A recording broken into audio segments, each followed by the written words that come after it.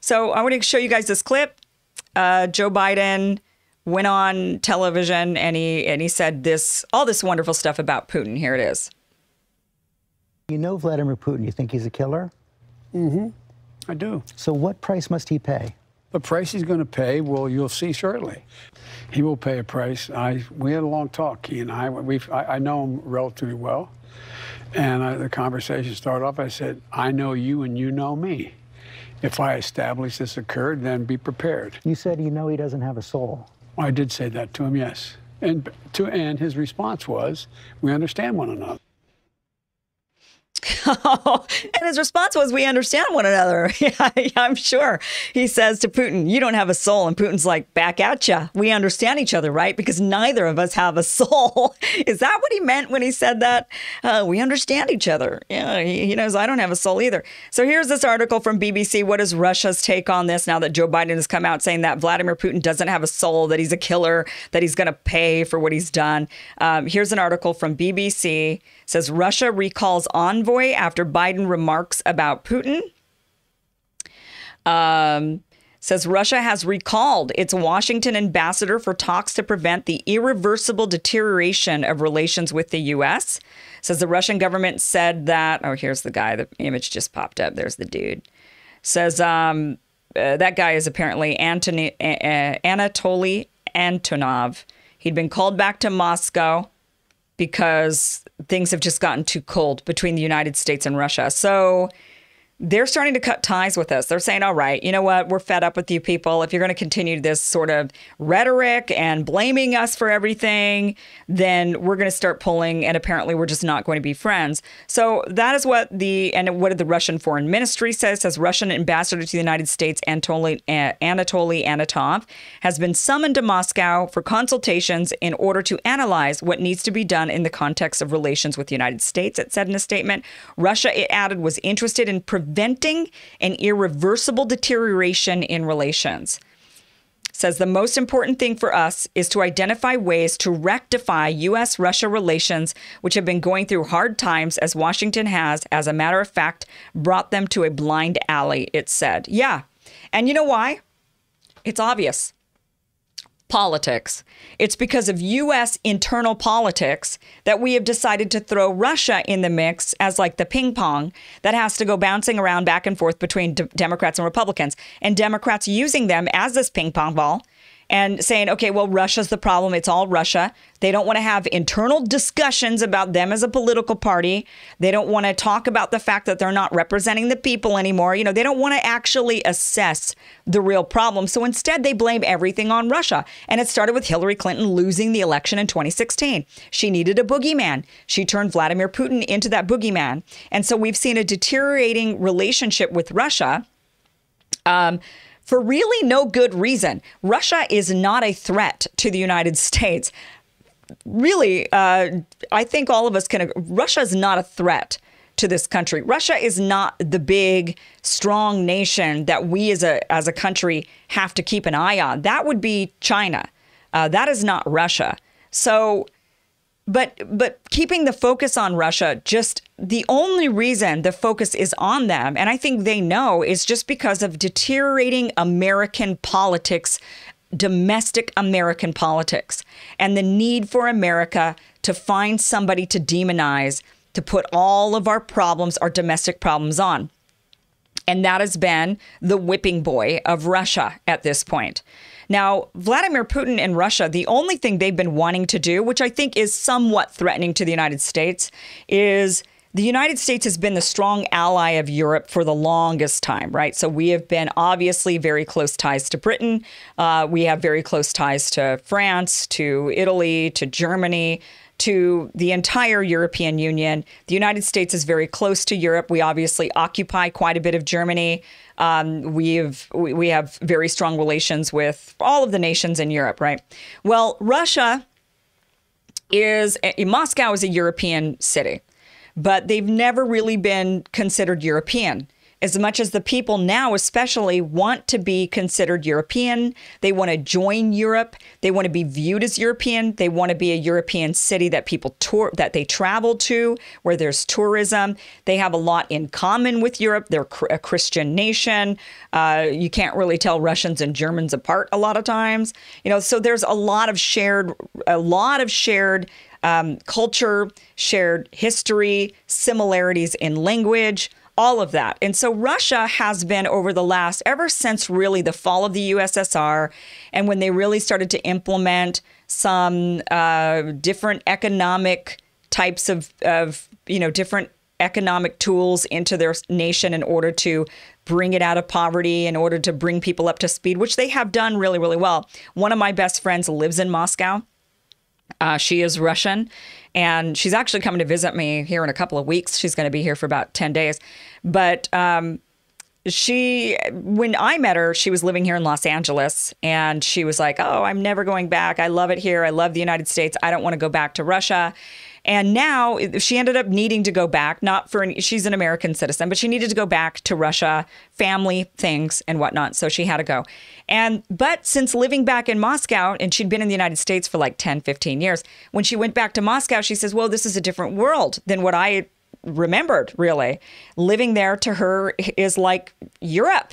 And she says, oh my gosh, Moscow's like Europe now. You should see the restaurants. You should see the bars. You should see the clothing stores. You should see, to her, it was Russia had really elevated itself into a classy, cultured European city.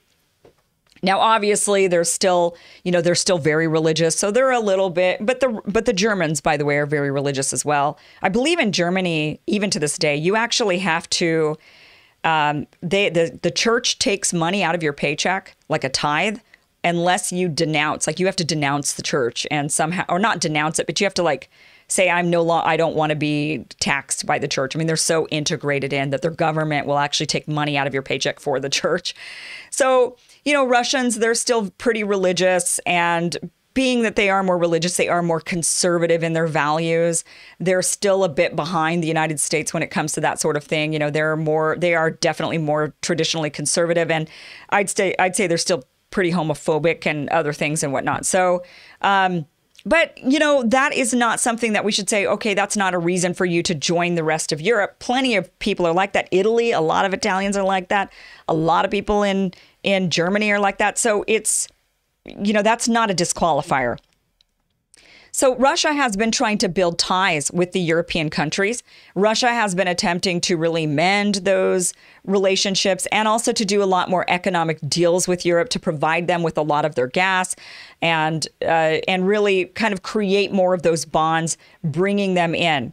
Russia has been doing what they can to sort of stabilize the region in the Middle East to prevent the mass immigration of refugees into Europe.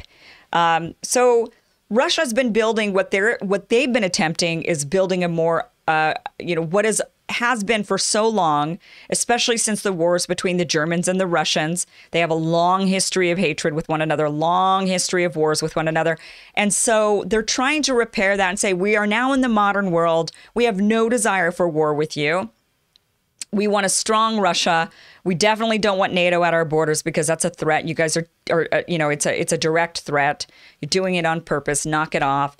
And they're really wanting to join Europe. So that is the threat for the United States, is that there is a possibility and a day and time when Russia replaces the United States as Europe's closest ally. And that is what the U.S. is afraid of. So the U.S. does, what we do, and our foreign policy has been really a bad. We still think that the best policy for foreign policy is aggression. Sometimes direct aggression, sometimes passive aggression. But we as a country believe, at least not we as a people like you and me, but, the powers that be people, the people that unfortunately represent us, they're the ones that are going around thinking that that's a good idea. Meanwhile, you've got countries like Russia and China going about it a different way. You've got Russia saying we're trying to build relations. We're trying to stop radicalism, in the rise of radical Islam in Islamists in the Middle East. And you've got China going around Africa trying to make friends, trying to build up the countries. And you've got the Western narrative saying, oh, they're bankrupting these African nations. They're basically enslaving them. Like, give me a break. These African nations, they're a third world.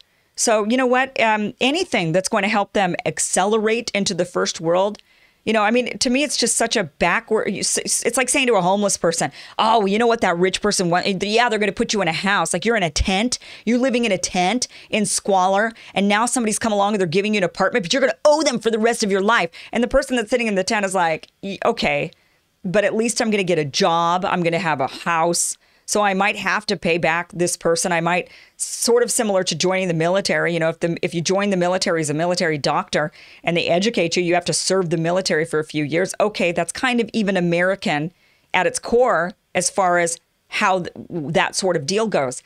So these African nations largely ignore the Western narrative when it comes to China going into Africa, building Africa. The African nations say, screw you. We want to enter the first world. You guys are trying to keep us down. You're trying to fearmonger us into staying a third world while you guys all enjoy the riches and make money off of everybody. Well, you guys can, kiss off. And so China's going around making friends. Russia's going around also attempting to make friends. Kind of. Russia's still got a bit of aggression going on. They still have some aggression with Ukraine and Georgia, and they certainly, they have been trying to reclaim regions of what they believe is theirs, territory that's predominantly Russian inhabited. We know what happened in Crimea and areas like this.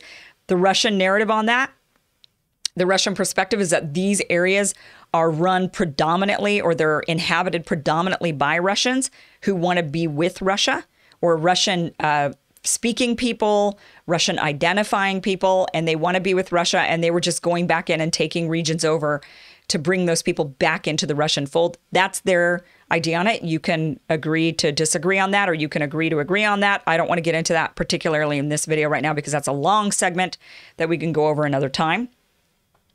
But the real issue is that Russia's been attempting to stabilize, make friends, and with people that the United States doesn't want them to make friends with, nor areas we want them to stabilize, like Syria, for example. So ironically, Biden calls Putin the killer, even though Biden himself has been engaged just as vice president and president of the United States in numerous wars. When you look at Putin, now Putin has been in charge of Russia in some capacity. He's kind of toggled back and forth between president and prime minister, head of the Security Council since 2000, 1999, 2000, since that's how long Putin's been around, really sort of running foreign policy for Russia and other things. And during that time, they've had definitely some aggressions in Chechnya. They took that area back over. Georgia, they're fighting for an area that they believe is more Russian. They've obviously done some aggressions in Ukraine, currently are as well. And they've gone into Syria, and they've attempted to help stabilize Syria for Bashar al-Assad.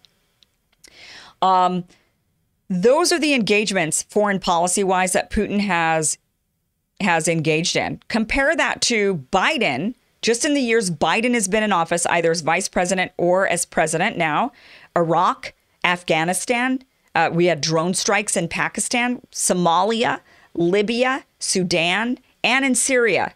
So that's a lot of death and destruction under Biden. That's a lot of death and destruction and aggression, with somehow Biden in the top, either top dog or second in command. And he's calling Putin the killer. Saying Putin is the problem. When you look at these areas that have been taken over by Russia, when you look at Chechnya, when you look at Crimea, when you look at what they're even attempting to do in Syria, what they've tried to do is really stabilize and help these people live better. I mean, in Crimea, the Crimean people, if you actually take the time to watch some documentaries about what they say, the people before Russia, when they were under Ukrainian rule, and now that they're back under Russian rule, the people will tell you that when they were under Ukrainian rule, that they were totally ignored because they were Russian speaking, they were Russian identifying, and that Ukraine pretty much ignored them, and that their life wasn't very good. And now under Russia, their life is better. So that is a very different. So even if their life hadn't really changed at all, okay, so even if we said, nah, I doubt it. I doubt Russia even cares about Crimea and they haven't done anything for the Crimean people, we could say that. But are they worse off? Are they real? Are they in? Are they? Is it? Are they in destitution? Are they living in? Are their lives being lost left and right? I mean, is it anything like what we're seeing in Afghanistan, in Syria, in Yemen? I forgot to add that one to the list. Yemen, big one. Is it anything like what we're seeing in regards to the United States foreign policy? We're not really seeing that. What's happening? The United States foreign policy absolutely is overwhelmingly leading to way more death and destruction than Russian foreign policy has. Because even in areas where Russia is still actively at war, like in Georgia and in Ukraine, the amount of death and destruction pales in comparison to the foreign invasions and activities and drone strikes that the United States implements. And on top of it, we're just not in the business of making friends. We're just not doing our best to make friends. And instead, Russia's offering now arms to Turkey and trying to help countries rid themselves of radical terrorists and trying to, make friends with Europe. And, here we are. So this, again, the only reason why there's still this focus on Putin is Biden knows that was what helped him gain the presidency. Was this, well, Trump was a Putin puppet. And because Trump was a Putin puppet, we can't possibly allow, Russia's a problem. Russia's a problem. And they have to remain a boogeyman. And they're only a boogeyman for U.S. domestic policy reasons. That's the only reason why for U.S. domestic, I should say, political problems. U.S. domestic political problems has put Russia in the whipping boy position for the country. And, are they a competitor? Sure. Just like China, it's a competitor. But we shouldn't be making people who are competitors, countries who are competitors, countries who are starting to gain more on the world stage. We shouldn't turn them into enemies. We need to keep them competitors, but not enemies. And that's a very important distinction. And that's something we very much need to be keeping our eyes on and attempting in this country. Otherwise, we are going to lead to just destruction. We just can't survive like this. We will be the Roman Empire. We will absolutely crumble and falter.